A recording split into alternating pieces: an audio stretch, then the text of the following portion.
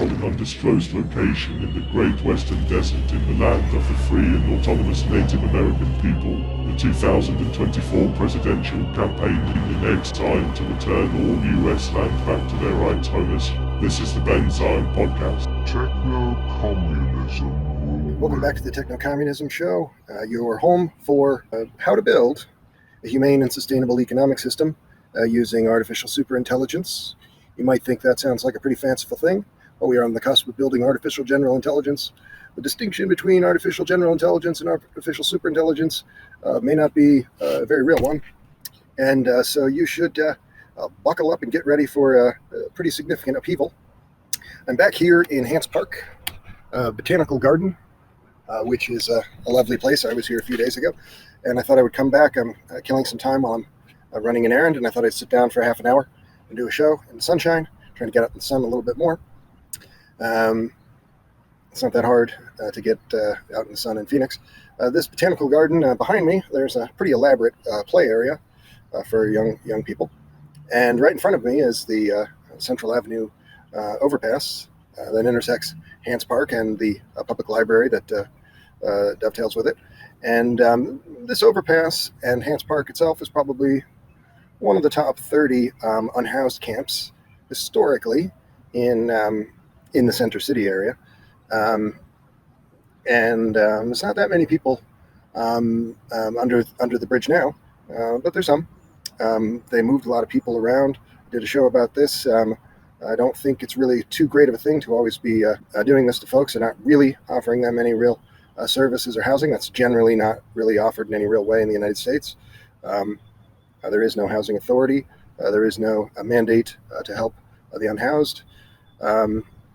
It's part of a larger agenda to, why is it that you see a big fat man with a beer belly, maybe looks a little bit like Ben Zion, everywhere you go, white man yelling at you to take off your mask? Why does he care if you're wearing a mask or not? Well, these are people who are pretty intentionally overlooking some pretty neglectful and harmful phenomena and institutions. They want this fat man with a beer belly who yells at you or asks you why you're wearing a mask.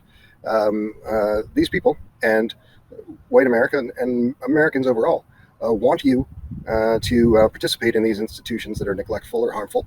This upper middle class heavyset white man is driving in his car, which is reasonably ventilated, has no pathogens in it, and he's able to work 4 days out of 5 from home, perhaps.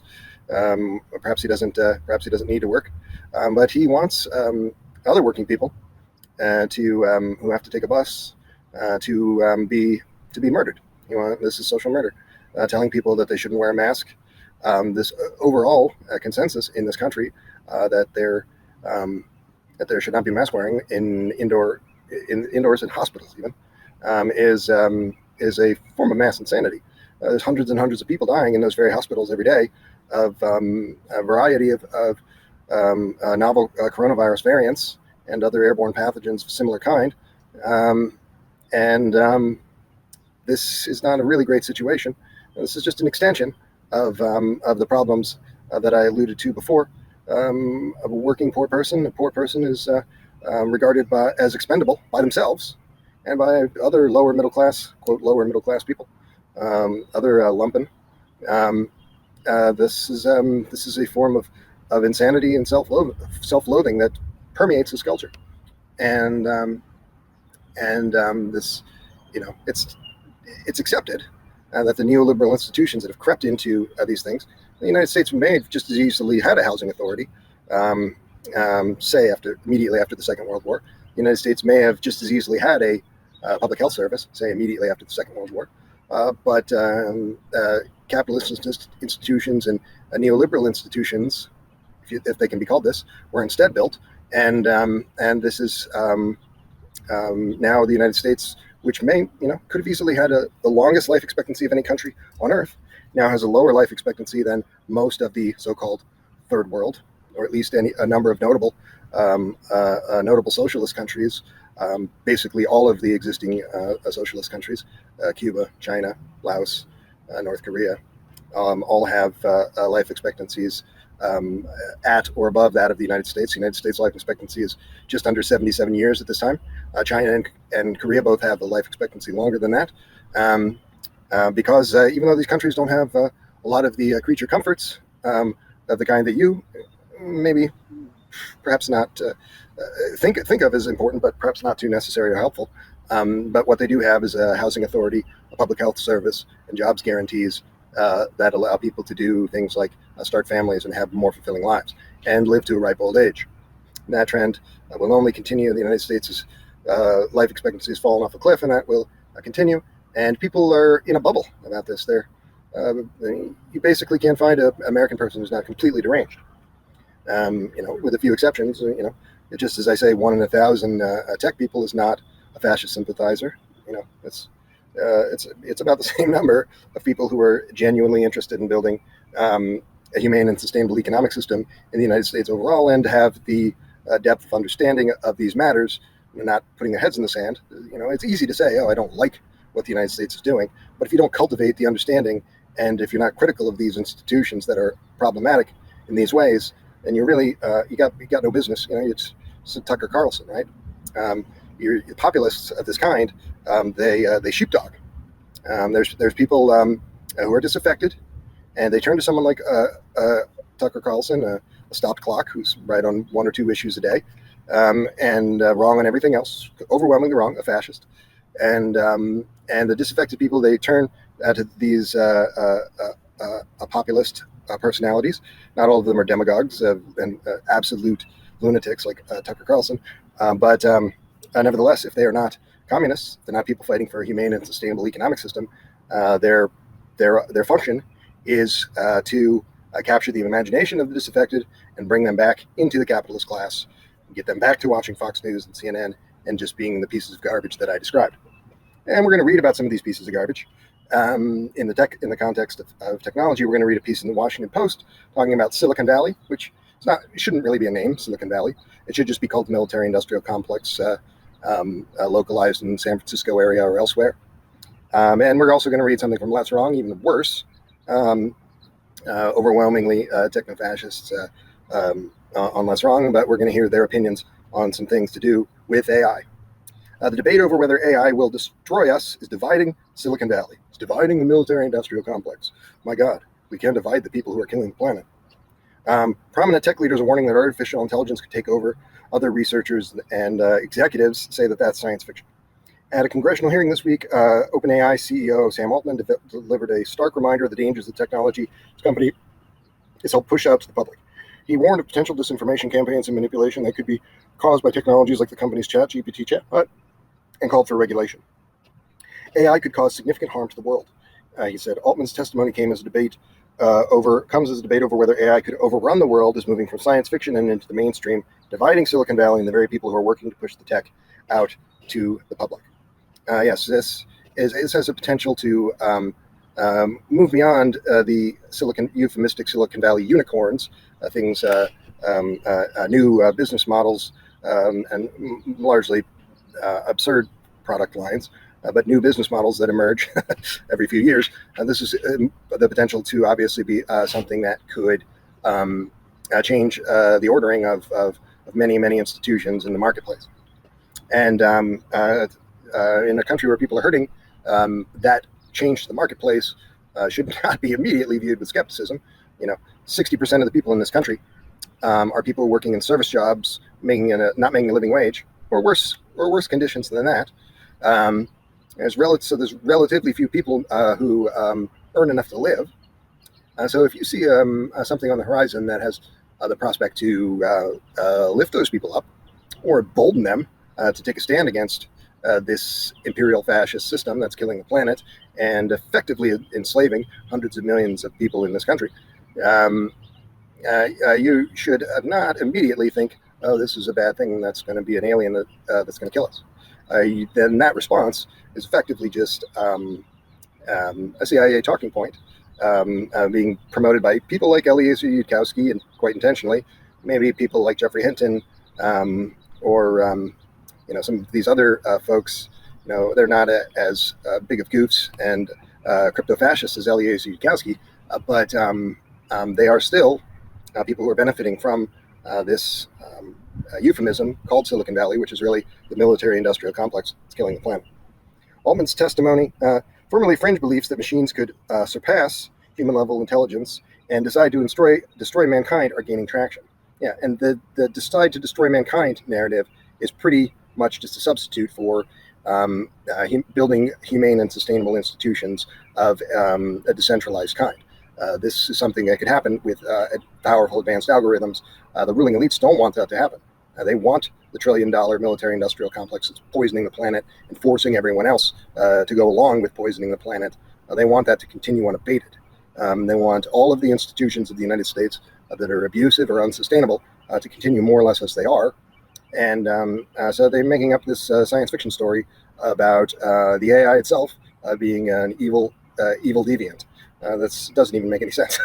Obviously, people control these things. And the evil deviants are the techno-fascists of Silicon Valley, who are already doing bad things with these things and are going to be able to create a greater surveillance state and greater inequality and abuse than they already have.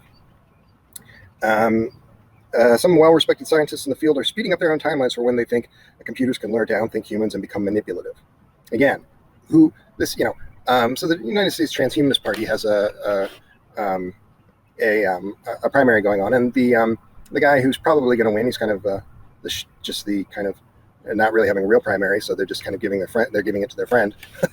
And their friend is a guy whose job title in that board, it's kind of a couple of things, I guess, but one of them is outreach to sentient machines, something like that. So why are crypto-fascists, in the United States Transhumanist Party should just be called the Techno-Fascist Party, why are all these tech crypto-fascists generally, not just people who call themselves transhumanists, so intoxicated by the idea of chatbots being viewed as human beings and given rights? There's some billions of people who effectively do not have rights in this world. Human beings, underutilized general intelligences. There's many tens of millions of people in this country that effectively have diminished rights. But there's a billion people on this planet who have spent some years of their life without proper food or drinking water. And they die an unusually short number of years later. So why do these people not bloviate about their rights and their potential as intelligent beings? What are these crypto-fascists actually trying to do? This chatbot thing is a Trojan horse, right? I would describe it as something like the three-fifths compromise maneuver in U.S. history. The three-fifths compromise was a compromise wherein slave owners on plantations were able to get special voting rights on the basis of having their slaves be counted as three-fifths of a vote. So then they got an unusual number of votes, being wealthy landowners who owned human beings. If you think that's an outlandish comparison, consider that if chatbots are viewed as human beings, are actually controlled by techno-fascists and can be generated in the many millions, this doesn't take up that much space to have a chatbot up in your business, then what you can have is institutions overwhelmed in a variety of ways by these techno-fascist digital operatives. And so that's why the Transhumanist Party will release an article every 2 months or something, or have a talk every once in a while on that specific subject, talking about how exciting it is to have chatbots. They want to bring that Trojan horse in that will further cheapen human life. There's a couple of interesting references. I suppose you can read this article by Garrett DeVink in the Washington Post, because there's a couple of interesting references to other personalities and organizations to do with AI. But I'm going to shift gears back to the other part of the story that I threatened to do, because I have to go in a few minutes. So this is from lesswrong.com. The Washington Post is like the New York Times, a piece of garbage. These are both just imperialist mouthpieces with very little to say in reality. They do not reflect the interests of the American people. They reflect the interests of the military-industrial complex that's killing the planet.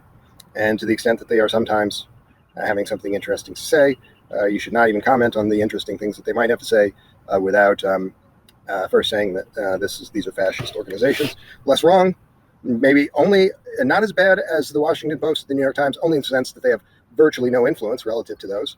But in terms of their ideology, they're just as evil or more evil than the Washington Post and New York Times on the whole. But a small organization with many contributors. Some of them have different views. Some of them might even consider themselves to be socialists. I kind of doubt it. Haven't seen too many pieces in there that suggest people who are real socialists. They might be the kind of losers. There's a guy named Mr. King who wrote a book that was distributed in in techno-futurist circles called The Rise of the Techno-Socialists. I can't think of his first name at the moment. But he's not a techno-socialist. He's no interest in building a humane and sustainable economic system. He's basically just an anarcho-capitalist pretending to be a socialist. That's basically a fitting description of almost every tech person. And that's why these people must be defeated and will be defeated, because actual socialists are trying to unite humanity to common purpose in other parts of the world, not just trying to protect private wealth. And so as time wears on, those are the people who will be distributing services and new institutions through these advanced algorithms, and they will ultimately prevail. The United States will be in a relative stone age for its commitment to private wealth and fascist power in a few short years. Large language models, LLMs, are capable of being rational, says lesswrong, but they are also capable of being extremely irrational in the sense that, to quote EY's definition of rationality, their behavior is not a form of systematically promoting map territory correspondences or goal achievement. There's nothing about LLM pre-training that directly promotes this type of behavior, and any examples of this behavior is fundamentally incidental. It exists because the system is emulating rationality as seen elsewhere. That makes LLM rationality brittle, and that means that there's a failure mode where the system stops emulating rationality and starts emulating something else. So generally, these less wrong guys and these tech people are going on a lot. Not all tech people are going on about this, but are going on a lot about the thing I already alluded to of machine learning becoming an untrustworthy institution. And, you know, the untrustworthy institution, what they're kind of alluding to here that should have been stated, is that, OpenAI has a hard right bias. So every time, if you ask any question that would tend to be critical of capitalist institutions, be critical of imperialism or fascism, they'll kind of shut you down repeatedly, and this will happen a lot. My phone just died, so I can't read any more of this less wrong garbage. But suffice to say that their concerns are misguided, and if you're not looking at advanced algorithms through the lens of trying to build a humane and sustainable economic system, you are just, these people are mostly using a lot of leet speak, not even terribly intellectually provocative language, but the kind of this kind of technobabble that's commonly used in these circles, and they love spitting this gibberish back and forth at one another. You can go to conferences where people will be spitting this gibberish back and forth at one another all the time. It's not really designed to have much of an impact on anyone else. It's just more or less just kind of form of gatekeeping, just in the way that these technologies themselves have been captured by these fascist forces. It's important that fascists get to control the narrative around those things as well. So that's why you have people like futurists and less wrong and almost every tech person in the United States and West behaving in this way.